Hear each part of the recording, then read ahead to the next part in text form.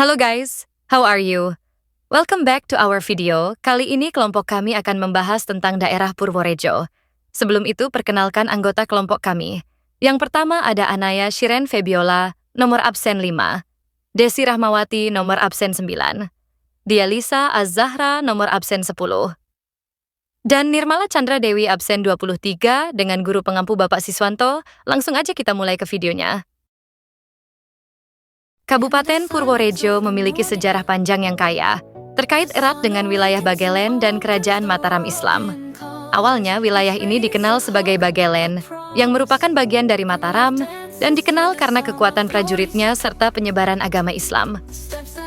Nama Purworejo sendiri baru muncul pada abad ke-19, ketika wilayah ini menjadi kadipaten, dan Raden Tumenggung Cokrojoyo diangkat menjadi bupati pertama dengan nama R.A.A. Cokronegoro, tanggal 27 Februari 1831, yang merupakan hari penggantian nama, kemudian ditetapkan sebagai Hari Jadi Kabupaten Purworejo.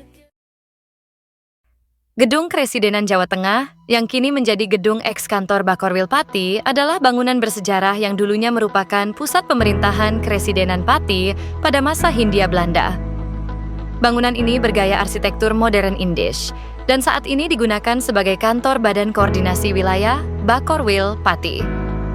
Sejarah singkat, masa Hindia Belanda, gedung ini berfungsi sebagai pusat pemerintahan Kresidenan Pati, yang merupakan salah satu dari beberapa kresidenan di Jawa Tengah pada masa itu. Setelah kemerdekaan, setelah Indonesia merdeka, sistem kresidenan dihapuskan, dan wilayah eks-kresidenan Pati menjadi bagian dari Provinsi Jawa Tengah. Aspek yang dapat diambil dari sejarah gedung Karesidenan. 1. Perubahan fungsi dan peran. Pusat pemerintahan kolonial.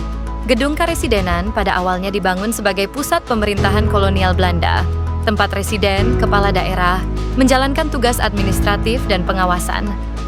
Saksi sejarah perjuangan kemerdekaan. Gedung ini menjadi saksi bisu peristiwa penting selama masa perjuangan kemerdekaan, seperti penurunan bendera Jepang dan pengibaran bendera merah putih. Kantor pemerintahan pasca kemerdekaan. Setelah kemerdekaan, gedung ini tetap digunakan sebagai kantor pemerintahan, baik sebagai kantor Karesidenan, kantor gubernur, maupun kantor Badan Koordinasi Pemerintahan dan Pembangunan. Cagar budaya. Beberapa gedung Karesidenan telah ditetapkan sebagai cagar budaya karena nilai sejarah, arsitektur, dan budaya yang dimilikinya. Gereja Kristen Jawa, GKJ, adalah gereja yang lahir dari karya pekabaran Injil Misionaris Barat di Jawa.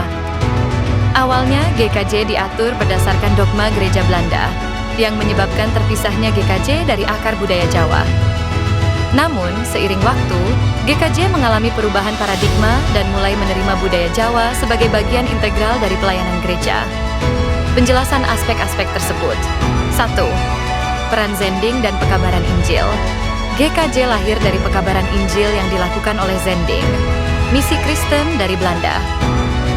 Sejarah mencatat bagaimana para misionaris berupaya memperkenalkan ajaran Kristen kepada masyarakat Jawa, meskipun menghadapi berbagai tantangan seperti perbedaan bahasa dan budaya. 2. Perkembangan organisasi dan kepemimpinan. GKJ mengalami perkembangan organisasi yang cukup dinamis, mulai dari bentuk awal yang terikat pada Zending, hingga menjadi gereja yang mandiri dengan sistem kepemimpinan yang khas. Sistem presbiterial sinodal, dengan kedaulatan tertinggi ada pada majelis gereja setempat, menjadi ciri khas GKJ dalam mengelola gereja. 3. Respon dan adaptasi GKJ terhadap budaya Jawa. GKJ menunjukkan sikap akomodatif terhadap budaya Jawa, meskipun pada awalnya terdapat ketegangan antara ajaran Kristen dengan budaya lokal. Lambat laun, GKJ mulai menyadari pentingnya mengakomodasi budaya Jawa dalam praktik keagamaan, seperti dalam konteks peribadatan dan penggunaan bahasa Jawa dalam liturgi. Stasiun Lama Purworejo, yang secara resmi bernama Stasiun Purworejo, memiliki sejarah panjang yang dimulai pada masa pemerintahan kolonial Belanda.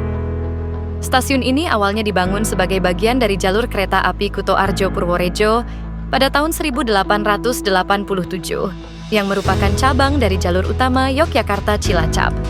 Sejarah Stasiun Lama Purworejo menyimpan berbagai aspek yang bisa diambil sebagai pelajaran dan potensi. Aspek-aspek tersebut meliputi 1. Aspek ekonomi, potensi wisata. Stasiun Lama Purworejo memiliki nilai historis yang kuat dan dapat menjadi daya tarik wisata sejarah dan edukasi. 2. Aspek sejarah dan budaya. Saksi bisu. Sejarah, stasiun ini adalah saksi bisu perkembangan perkereta-apian di Purworejo dan masa kolonial Belanda, memberikan pemahaman tentang sejarah transportasi dan perkembangan wilayah. Nah, itu tadi beberapa bangunan yang ada di Purworejo, dan sekarang kita sudah sampai di penghujung video. Cukup sekian yang bisa kami sampaikan, dan mohon maaf jika ada kekeliruan.